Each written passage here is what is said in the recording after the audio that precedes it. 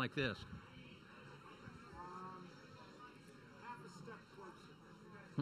Half a step closer? Okay.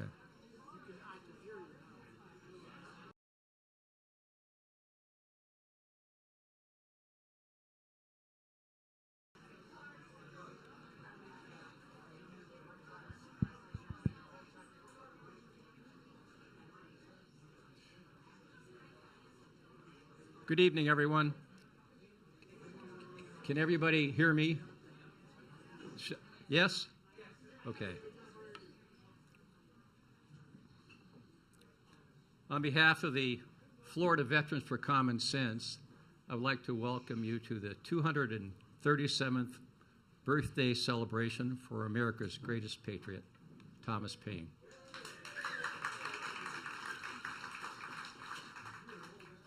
My name is Jeffrey Morris, and I am a Florida Veterans for Common Sense board member. That's B-O-A-R-D and not B-O-R-E-D. So I'd like to take a moment before we start the night's festivities and thank our sponsors. We've been blessed with, we're going to have a slide on that? Oh, got it, my memory. Okay.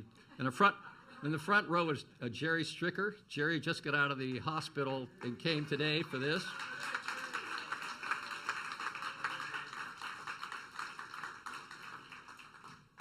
My wife, Ann Taylor, she's not here. She's somewhere in Africa. Sharon Allworth, Jean and Judy Jones,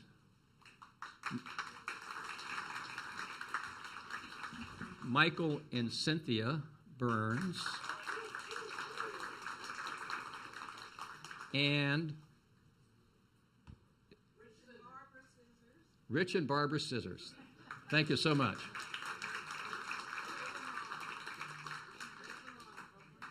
And if I could take a moment, I'd like to acknowledge the people who have been so fortunate from our standpoint to have accepted the Tom Paine Award in the past. I don't know who's here other than Arlene, but everybody here must know Arlene. And I'll start, okay, Rana. Okay, we'll get to them one at a time. Okay, chill. So Arlene is received it several years back, and we all know her. She is leaving this facility for.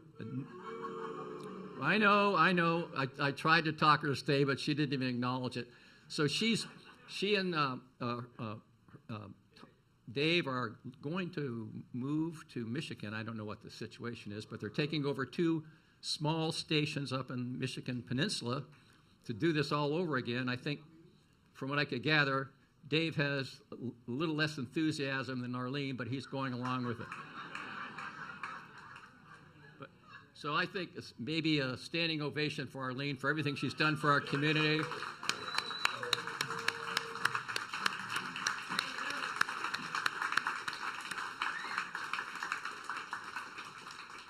And then, thank you, Arlene. Where is Rana Brazzini? Does everybody here know Rana? I'm not everybody does. Stand up, Rana. Rana probably. For those of you who don't know Rana, there's a story behind this story. Rana, several years back, 2015, 2016, took it upon herself to protest the ruling by the United States Supreme Court that said corporations are citizens. So Rana decided to walk to Tallahassee. And she told me she was going to walk to Tallahassee. She'll tell you what I said, but I said, there's no way in the world you're ever going to make it. Well, 29 days later or so, and who's the next? I'm sorry I didn't bring the program up here, and I apologize. Kendra, where's Kendra? Kendra, last year, I apologize, last year I forgot. So tonight I'm saying mea culpa. Kendra started a group back in, there was a situation for those who've been around for about 10 years. The voting machines were probably not working. As a matter of fact, it's pretty much a given. But Kendra, there was a close race between Vern Buchanan and, who was it? Christine. And Kendra took it upon herself Citizens for Fair Alliance, I think is something similar to that. I don't know the exact verbiage, but she took it upon herself to take on the powers that be to question the validity of the voting machines, which was God bless you for doing it. I mean, it made progress and some changes made because of Kendra's initiative, and she did this all on her own. So, Kendra, thank you, and again, apologize for last year.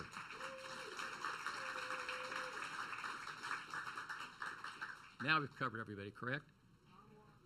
Where's Tom? Tom, I can't see you. I apologize.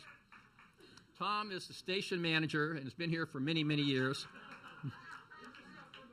Peace and Justice, and he's had a program that's been going on for I don't know how many years, 6 or 7 by now? Well, there you are. But he's brought a beacon of truth to the community. He's managed to bring various speakers to the radio station that have really perked things up. There were people that would wish we had more of those people in power. He just, matter of fact, last week interviewed Jim Hightower, and it was a wonderful presentation. If you can go back in the archives and listen to Jim, although you're going to hear him tonight, because everything Jim says is worth hearing again. And so thank you again for Tom and for everybody here who has been a prior winner. We don't think of it as a reward so much as a recipient. And I should tell you that we anguish over these awards. It's not like something we just pick somebody. We actually sit down and talk about people behind their backs, obviously. But what have you done for the betterment of man? That's really what it comes down to. And each one of these people have taken what I consider a courageous stand, not always a popular stand, but I think everybody would agree they did the right thing at the right time and made the world a better place for you and me. So thank you. And these people aren't unapproachable. I just introduced them, but don't be shy. Go up and meet them afterwards. They won't intimidate you. I think you'll find that they're really nice people. And I think taking a couple of minutes with them, you'll find out you'll leave a better person yourself. So please do so. Now, a few words about our group. The Florida Veterans for Common Sense, as many as you know, and for the first timers, I'm going to give you a quick summary. In 2003, the war drums were beating, let's go to war in Iraq. And of course, as you recall, I think the gang with Cheney, Rumsfeld, Condoleezza Rice, and Bush all agreed among themselves that there were, in fact, weapons of mass destruction. So they conveyed that to the rest of us, and our group was formed by a group of veterans, some of whom were combat veterans, but that's not so important. They were veterans who believed that we shouldn't put other people, meaning our soldiers, in harm's way until we know there's a valid reason for doing so. And frankly, I think vilified is too strong a term, but we were chastised for, quote, not supporting the troops. And I think we lived with that for about 3 years. That's about the same amount of time that 4,431 U.S. soldiers were killed and 32,000 were wounded. The Iraqi casualties were much higher. They never get a really good estimate. It's somewhere between 150 and 600,000 Iraqis, troops and civilians, met a violent death. And so when I say to you tonight, question authority, and one of Jim Hightower is going to cover this in detail, but don't take their word as gospel truth. So that's all I'm going to say about, I could say a lot more, but I'm holding my tongue. Our group, after our initial 2003 venture into the public eye, we spread our wings and we have participated in several different endeavors, all of which were for the benefit of some other person, people, or society. I'm not going to spend, this isn't about me tonight. We got a group together and went up to the VA hospital and went to the Poly Trauma Center at the VA Center. These are the, quote, the casualties from the Iraq War.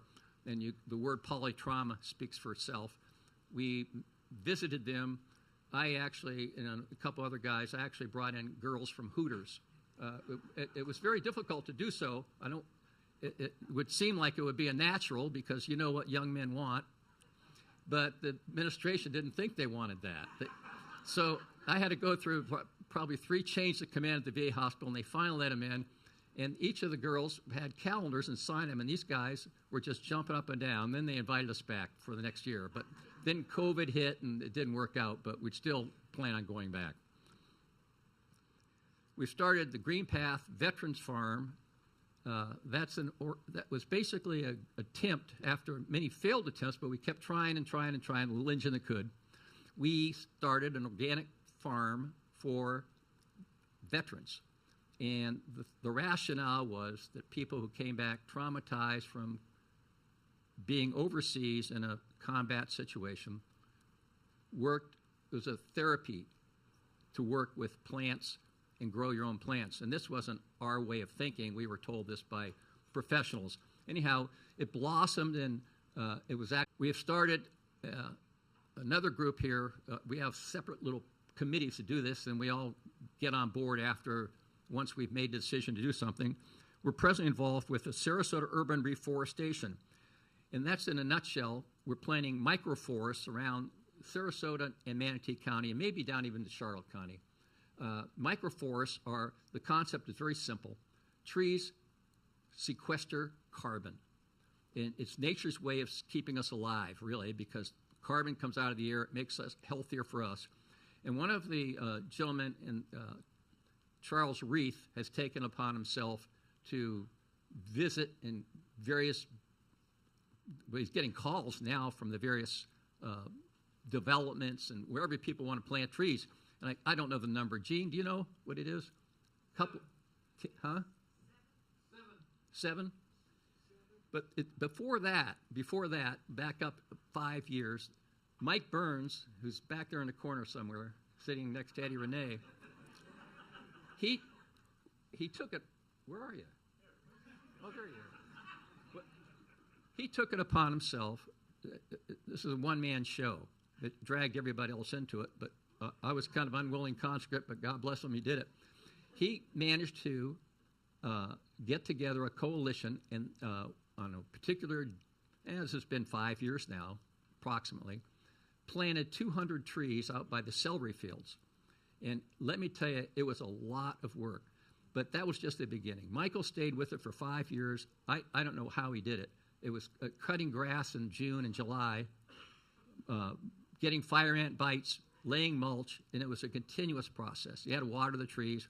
Well, now if you go out to the celery fields, it's not something you're going to go, oh, wow, but you're going to say, gosh, there were still 200 trees there. And those trees were sequestering carbon, and there's some birds living in there, et cetera, et cetera. Seems like when they landed on the moon, one step for mankind. So Michael, that was Michael's occupation.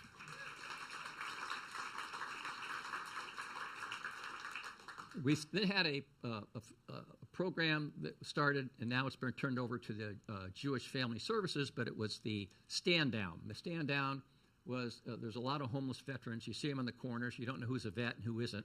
A lot of them are. Some of them aren't, but you can't really decide who is and who isn't. But we have these stand downs, and a stand down is basically a military term. When troops came in for the field, they stand down for 3 days or 10 days, 5 days before they went back out into the field, and kind of get a chance to eat and sleep, change their clothes. Well, we've been doing that now for approximately, it's going by Jewish Family Services, and they run the whole thing, but it's held out at Robarts Arena, and they get a huge crowd. And I suspect that it's going to continue it's been 10 years now, so I think it's an ongoing process, and it's been very successful. Then we had one other, I don't want to take too long here, the Veterans Diversion Program, where a first-time nonviolent offender who has been charged with a nonviolent crime, instead of going through the system and getting a record, which hinders their chances of any job later on, employment opportunities, they are shuffled over into a veterans court in which the veteran is given a second chance as long as they complete the probation and it's wiped from the record. It was started here in Sarasota County. Probably, it's been 10 years or so, give or take. I don't remember the exact amount. But it's now spread to all over the state, and the public defender is handling it. That was started right here in Sarasota by our group.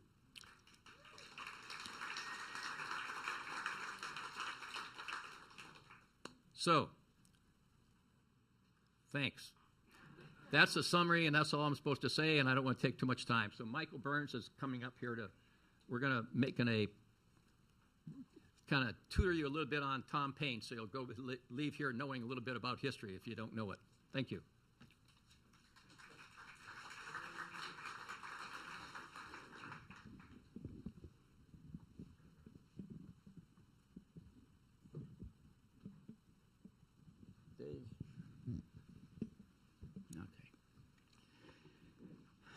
This coming November, we will face a major crisis that could end democracy as we know it.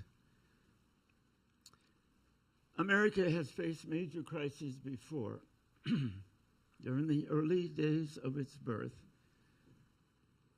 when the outcome of the war for independence from England was in doubt at its darkest time, Americans turned to Thomas Paine, whose mighty pen and unwavering courage had ignited the flames of liberty and freedom in the land.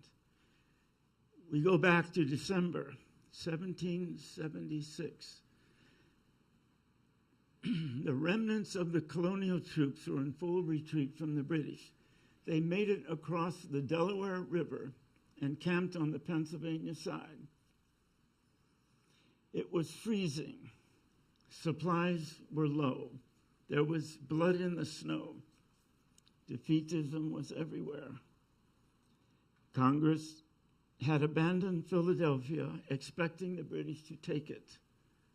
There were desertions every night. Many thought the fledgling United States was doomed, that the cause of the revolution was hopeless. Washington then asked Paine to write something for the morale of his troops.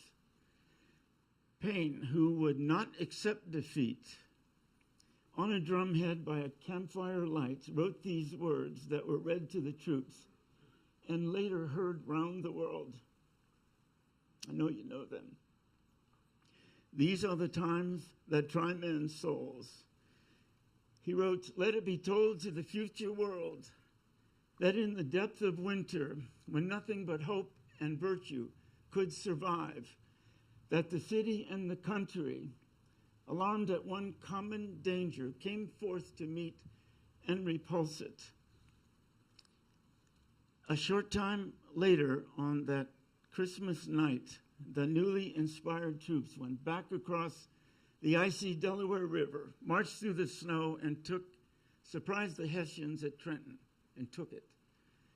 Later, they moved on Princeton and took it. Paine's passionate words to the troops were published and read throughout the colonies, rekindling the zeal for the revolution. It has been stated that without the pen of Paine, the sword of Washington would have been wielded in vain. Who was Thomas Paine? He was an immigrant from the working class in England who came to Philadelphia in late 1774 and fell in love with America and her stark contradictions and magnificent possibilities.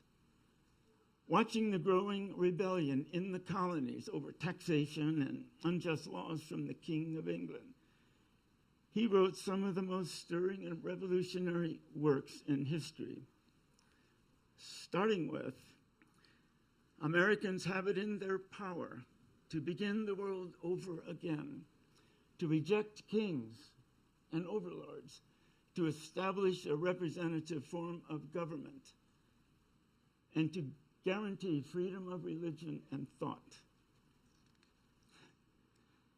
He wrote, "The cause of America is in great measure the cause of all mankind. For a start, in 1775, he published an article condemning the barbaric slave trade.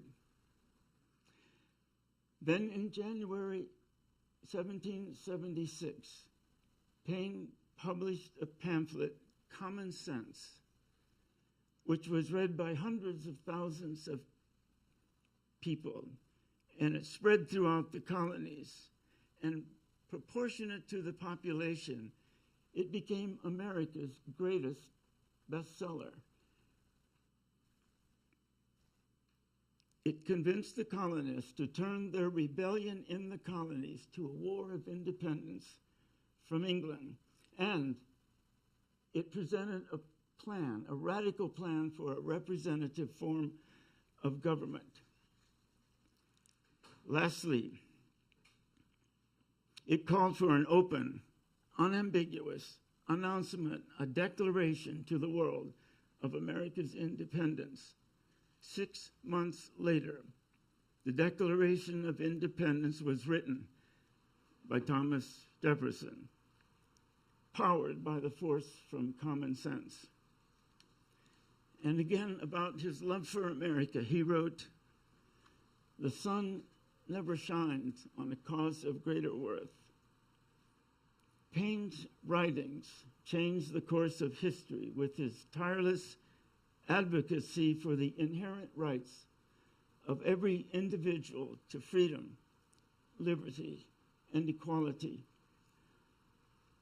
During this revolutionary period, the pamphlet, Common Sense, was considered the founding document for the birth of America.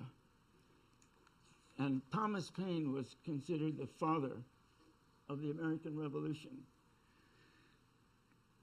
Paine later published a pamphlet called Rights of Man, which, among other things, established a plan for social security to protect the aged from destitution. If you go on the Social Security website, look up in the corners, you'll see his name. He is credited with being its founder or co-founder. Paine was way ahead of his time. In his later writings, he supported equal rights for women, especially the right to vote. This was in early 1800s. He was a founding member of the American Anti-Slavery Society. Paine's timeless writings to elevate the human condition inspired revolutions and movements for freedom around the world.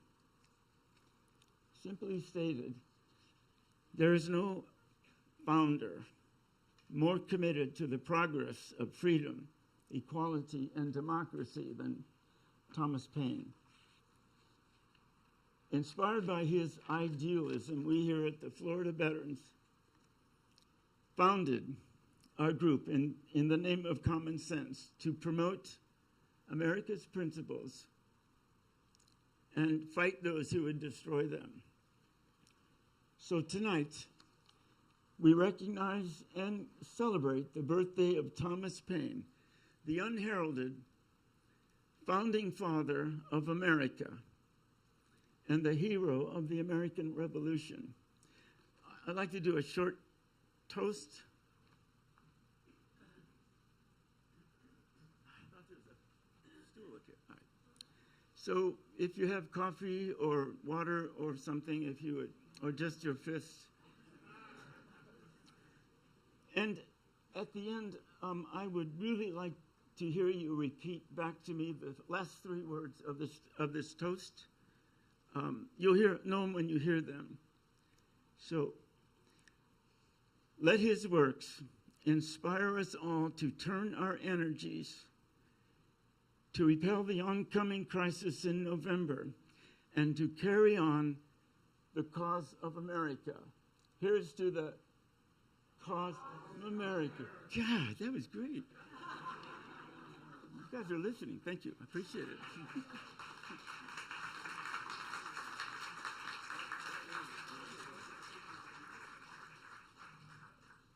It's award night. Michael, I'm embarrassed. Does anybody ladies who crystal, but this is a crystal, I think. Baccarat, B-A-C-C-A-R-A-T. Anybody know what that is? It's crystal. Well, there's a crystal bust of Tom Paine for you on behalf of the group. Yeah, you. Yes. It's so cool. What a great gift, guys. Thank you. Let me bring this up. Thank you. That's great. I appreciate it. And now, excuse me. Well, I'm doing good. You're doing good. You start with it. Now, Gene Jones has a couple of presentations he would like to make on behalf of our group. Thank you.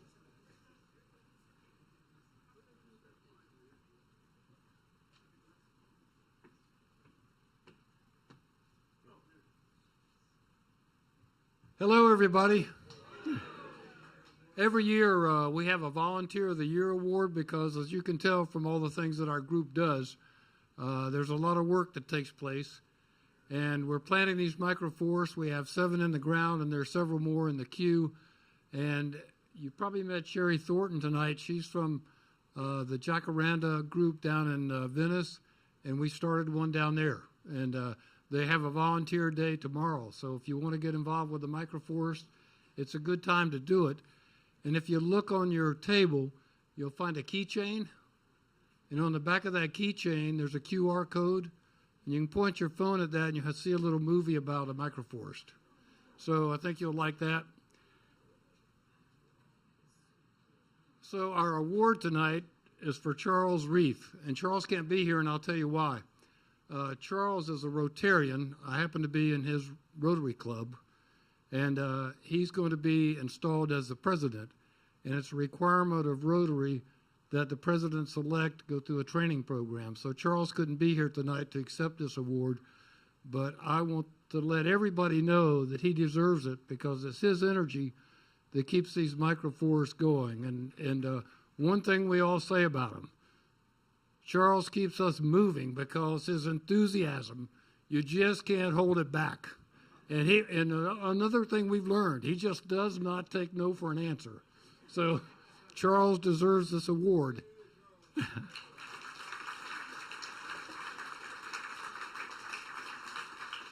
And we have someone else in the audience who, without his help over the years, we would not be able to accomplish anywhere near the things that we have done. And I would like to call up Mike Pender to the stage.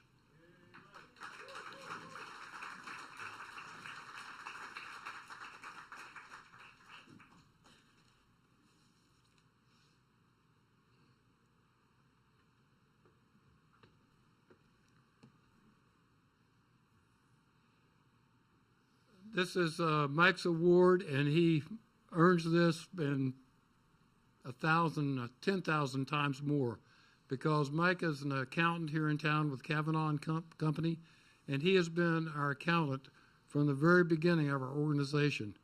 And he does all that work for us pro bono. And Mike, we just can't thank him enough. And I want to say something else about Mike, if I may. It's not just the accounting work that he and his firm does for us. Mike is a true friend, and the type of friend, when you have a little problem, you can go to Mike and you can talk to him, and he'll give you real good advice and just an inspiration, and the type of person that we can be so proud of in our community that gets things done in a very positive fashion. So, Mike, you deserve this award. Thank you. You're certainly welcome.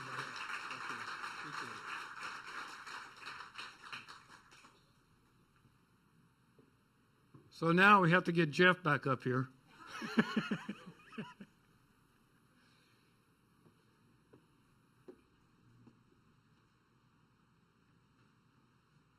So I have this speech I prepared for Jim Hightower, and I had the fortune of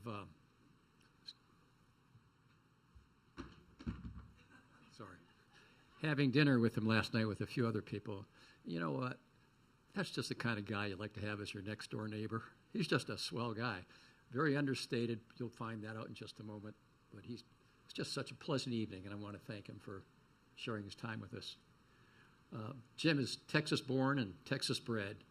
He came from a little town called, I think it's Denton, which is about 1 mile south of the Oklahoma-Texas border. I think it's on the Red River town. And one of his first jobs when he was in college was he was the assistant manager of the Denton Chamber of Commerce. That was his start, I think, for a very fruitful life. And he's dedicated his life to, in his words, I'll repeat them, battling the powers that be on behalf of, in his words, the powers that ought to be, the consumer, the teacher, the farmers, the environmentalists, and just plain folks. Political columnist Molly Irvin said, if Mother Jones and Will Rogers had a baby, they didn't, but if they did, Jim Hightower would be that rambunctious child, mad as hell, with a sense of humor. As you all know, or most of you do, in the 90s, he was probably America's most popular populist. He had a syndicated radio program that went out to 130 affiliates, and he had a monthly newsletter that went to 135 subscribers. His mantra, I think, is summed up in the book that I hurriedly finished before I picked him up so I could say I knew something about it. Swim Against the Current. It was published in 2008. Question authority. Trust your values. Seek alternatives. Stand up for your beliefs. There is a little 4x4 chit slip on your table somewhere, buried under all that paraphernalia. And Jim is still very active, and he wants people to keep in touch with him. And he has this monthly or daily radio, seems to be daily. I get a lot of them.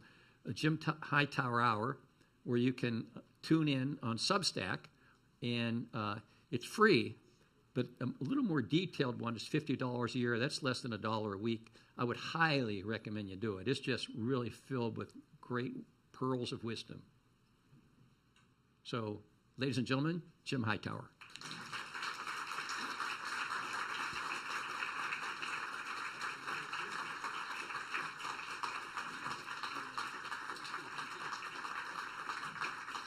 Howdy ho. Hello, everybody. Great to be here with the Bonabanzini-ites tonight. Enjoying this gathering here. Thank you ever so much. Technology has never been my strength. I don't even have a doorbell. But thank you for allowing a scruffy Texas populace to come in here and join you feisty common sensers, veterans, in this terrific program. It's been an honor and a joy, really, to be back here in not just Sarasota, but Forgetyville. Here we are in this great place with you veteran activists and who not only celebrate but also live the spirit of liberty, spirit of rebellion, and little d democracy that Thomas Paine ingrained in our national character. America needs that scrappy spirit more than ever because, of course, truly these are times that try our souls, only more so. It makes me happier than a flea at a dog show, in fact, to be standing up looking out at all of you right-wing butt kickers, you corporate greed whackers, you grassroots agitators in America's historic quest for economic fairness, social justice, equal opportunity for all people. That's what America stands for. economic fairness, social justice, equal opportunity for all people.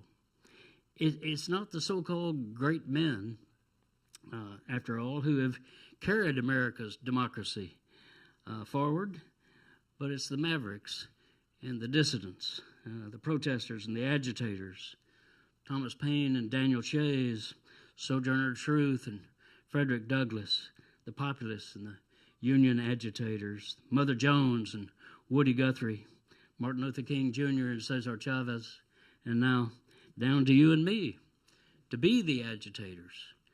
As Jesse Jackson put it, the agitators, that center post in the washing machine that gets the dirt out. We could use a lot more of that, couldn't we?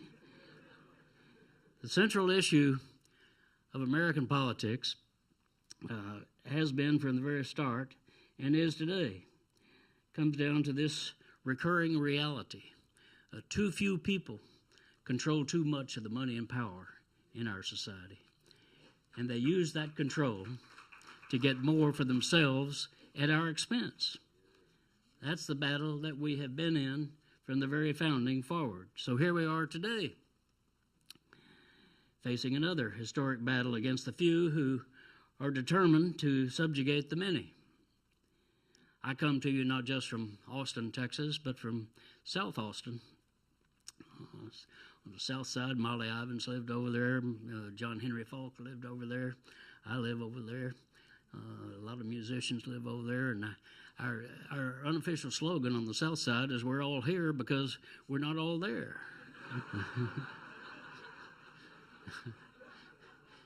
And that is what I think brings us together here tonight and in forums like this all across the country, is that today's corporate and political and religious establishments are not at all there in terms of understanding the fundamental American value of fairness and justice and opportunity for all. They're as confused as goats on AstroTurf in terms of trying to understand what America is all about. And it boils down, you don't have to be in who's who to know what's what, you know. And it boils down to a common sense reality. My old daddy, you got to be aware of Texans telling daddy stories, but I had a pretty good one. And he didn't know he had a political philosophy, but he did, and he expressed it to me periodically in these terms. He said, Jim, everybody does better when everybody does better. That's it.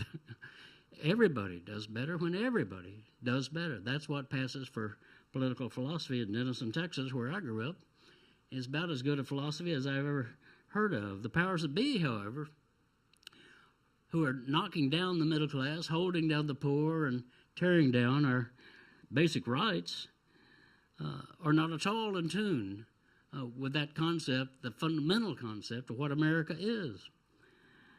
And by the powers that be, I'm talking about what I call the 6 Bs, the bosses, the bankers, the billionaires, big shots, bastards, and bullshitters, who are running roughshod over us, acting like they're the top dogs and we're just a bunch of fire hydrants out here in the countryside. Economists have a technical term for what this is about, what the powers that be are doing to us. It's called stealing. That great song that Woody Guthrie had, Pretty Boy Floyd the Outlaw, said, as through this world I travel, I see lots of funny men. Some will rob you with a 6-gun and some with a fountain pen. It's the fountain pens who are doing the serious stealing in our society today. They've created a gross perversion of our democracy and inequality in our so-called democratic nation. 3 men, Elon Musk, Jeff Bezos, versus 165 million Americans. That is hardly a democratic economy when you look at that. Some of them, some of these guys are getting so rich they could afford to air condition hell. And I think they better be setting some money aside from that. Of course, they said, well, no, now, Hightower, wait a minute. You don't understand. Yes, we make a lot of money, but after all, we're philanthropists. we give a pittance of our money out to charitable causes. Let me tell you a quick story of how the gods feel about philanthropy. It was a story that Earl Long used to tell, former governor of Louisiana. Down here, he told about a rich man who died and tried to get into heaven. But you just don't go into heaven. If you go into that little Methodist church that I went to in Denison, Texas, you would know that you appear before the pearly gates. And outside of the pearly gates is this angel who reviews your life. And then back behind the pearly gates is St. Peter, who makes judgment of whether you get to come in or not. And so here comes this rich man. And the angel looks over his life and says, "Oh, my God, you never did no good for nobody, no way. What are you doing here?" And the rich man said, "Not entirely true. There was that time, 1924, blind beggar woman on the street. I gave her a nickel. There was that other time, 1934, when a widow woman needed car fare home, and I gave her a nickel. And don't forget, 1944, I had a consistent pattern of philanthropy. 1944, I came out of my bank at Christmas time. There was that Salvation Army kettle, and I put a nickel in there." And the angel turns back to St. Peter and says, "What in the world are we going to do with this man?" And St. Peter said, "Give him back his 15 cents and tell him to go to hell."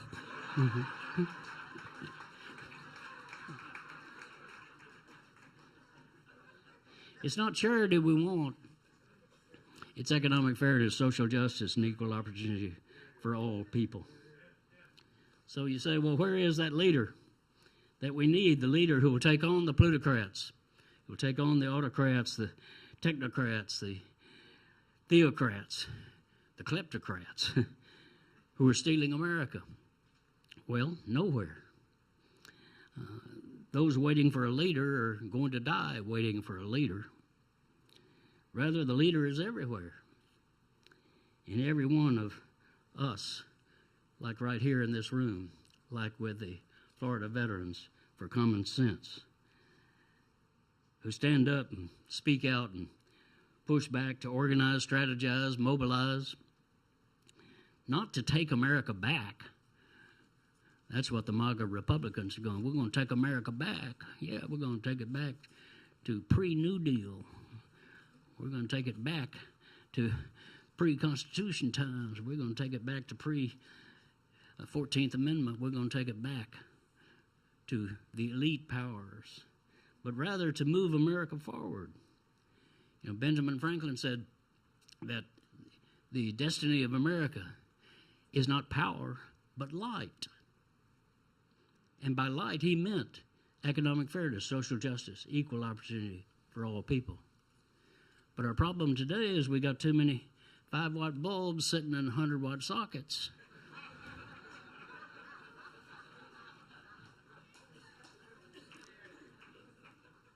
Including, I'm sad to say, too many establishment Democratic leaders, my party leaders. We need to be honest about these things. Who say that we progressives are pushing too hard. We need to compromise our issues and our values, go slow and advance incrementally. Appeal to moderate Republicans. There are approximately 6 moderate Republicans left in America.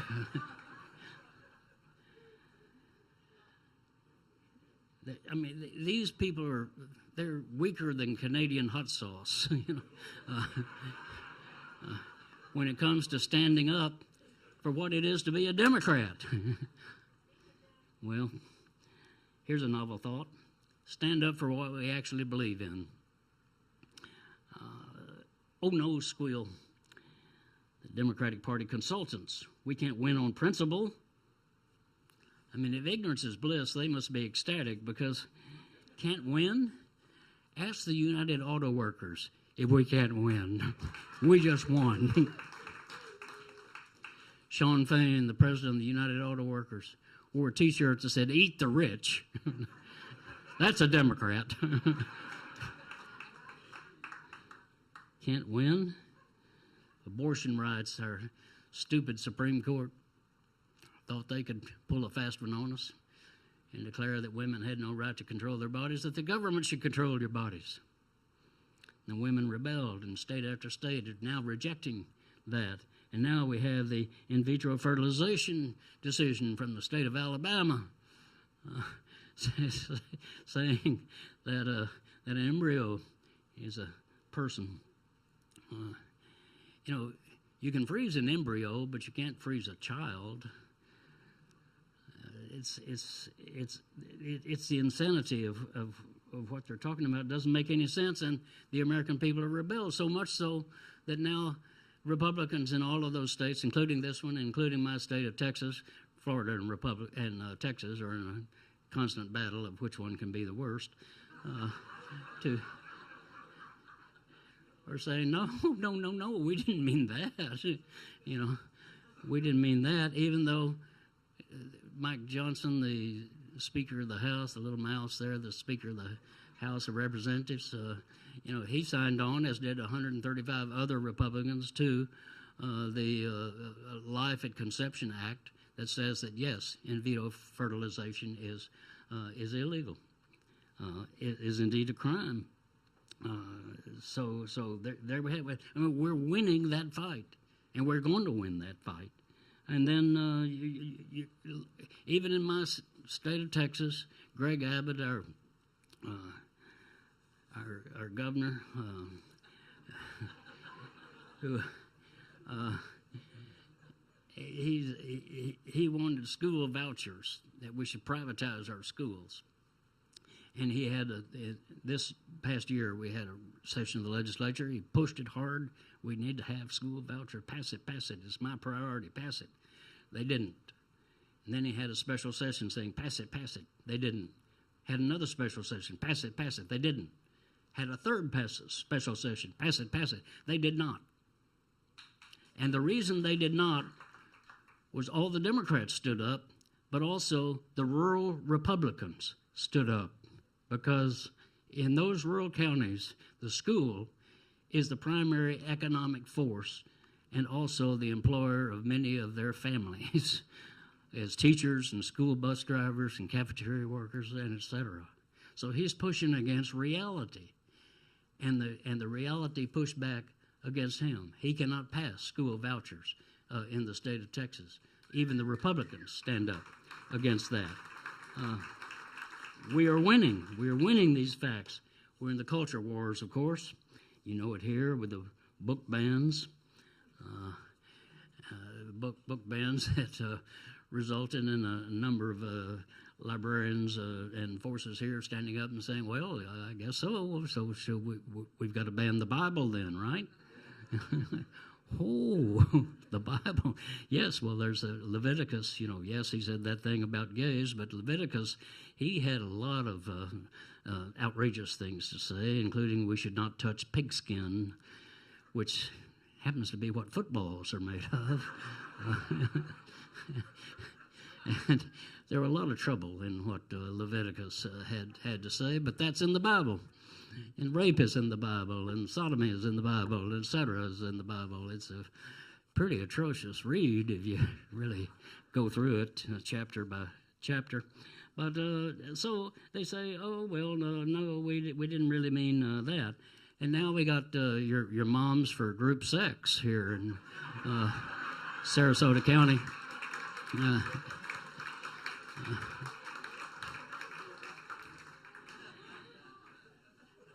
All their stuff, but culture tops politics, and Willie Nelson has a new song out. It says, "You can't have your hatred and Jesus too." There are no exceptions to the rule. If you think you can, you're badly fooled. You can't have Jesus and your hatred too.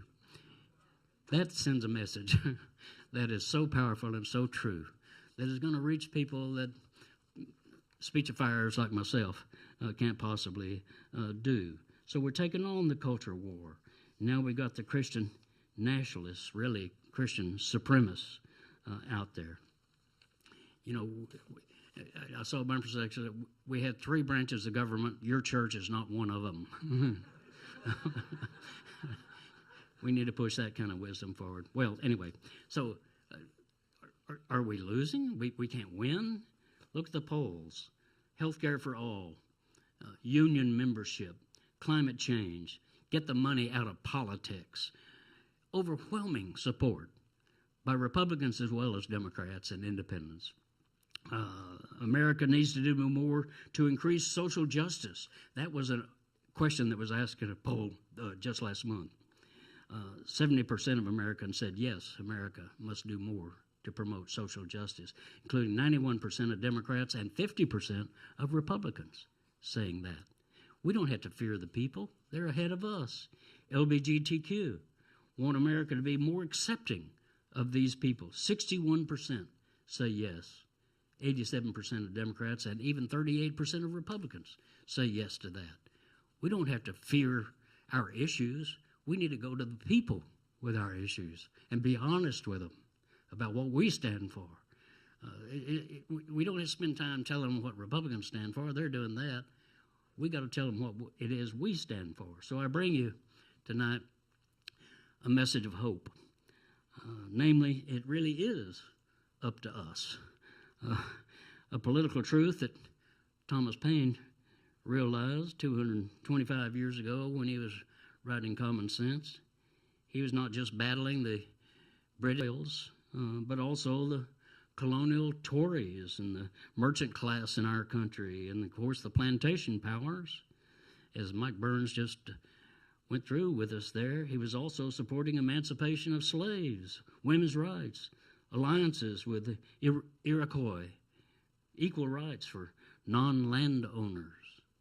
Thomas Paine was woke. Wide awake. Don't tell Ron that. Be appalled. Well, anywho, yes, the odds often seem against us, including this being stacked overwhelmingly against us. When I was agriculture commissioner in the state of Texas, we promulgated some pesticide regulations that caused quite a furor among the right-wing chemical lobby and the Farm Bureau and et cetera, and they raised all kinds of hells. And a member of my staff came and said, well, I think the odds are against us on this one. And I said, I think some of the evens are against us too. So you don't have to fear that, though. You just have to go right into the face of it. And that's the importance of groups like Florida Veterans for Common Sense. I think of your organization in terms of a little hardware store that existed near my home in South Austin called Harold's Hardware. Wasn't one of these big chains. It was just a little local store. But it was a wonderful little hardware store. You could go in there and they'd say, well, what are you trying to do? And you'd say, well, let's pencil out what you need here. And they would loan you a tool. You could take a power drill home and bring it back. And the slogan of Harold's Hardware was, together, we can do it yourself. That's got to be our slogan, doesn't it? We can't do it ourselves, but together we can. I'll leave you with this thought. It's from the great late Louis Grizzard, who said something that we in the South have always known to be true, and that is that there's a great big difference between being naked and being naked. Being naked means you have no clothes on.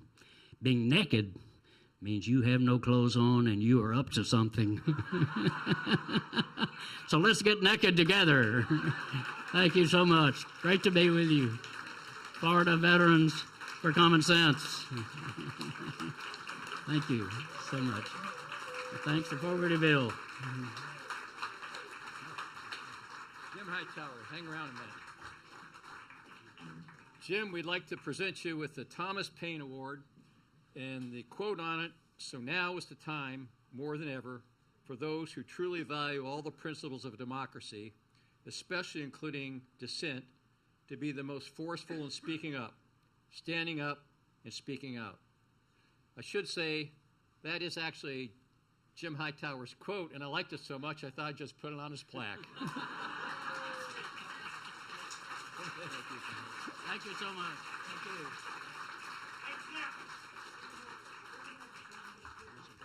Jim, they want a picture. Oh, picture. Probably of you, really. You want a question? Yeah. Stand over to your left. No. You feel, Red line, buddy. do you feel comfortable? A red line. Do you feel comfortable putting your arm around me like this? This way. Thank you very much. All right. 50-50, Jim.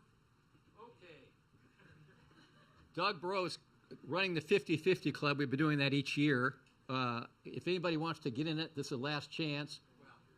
It's not too late? Okay, it is too late. Nobody looks like they're interested. Let's move on. Okay. We have one customer here, right? Do it. Anybody else? Okay, we do have two. Come up here so he doesn't have to run around looking for you.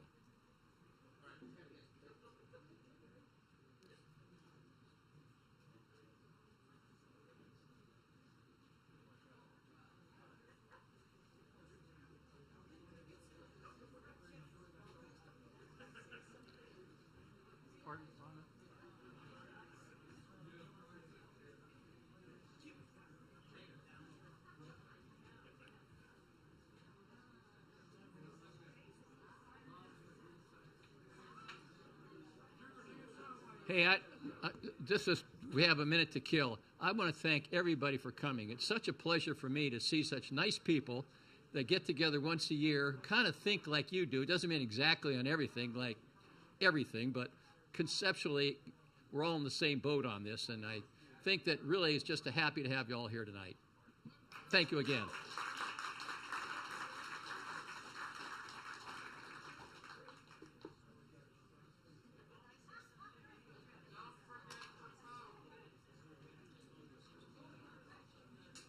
What phone? You want to say something, Rana? Rana Brazzini wants to. I won't take up a lot of time, but I hate groups. And this is the most incredible group I have ever belonged to. Most groups I've ever been in, they split up after a few minutes. This one fights with this one fights, and they go off and burn. These guys stick together like glue. They don't always agree with each other, but they just stay together. And I think it's because they know what fighting is really about. And I just want to thank them for, first of all, they were the first group to support me, except, of course, for Jeff when I did my walk.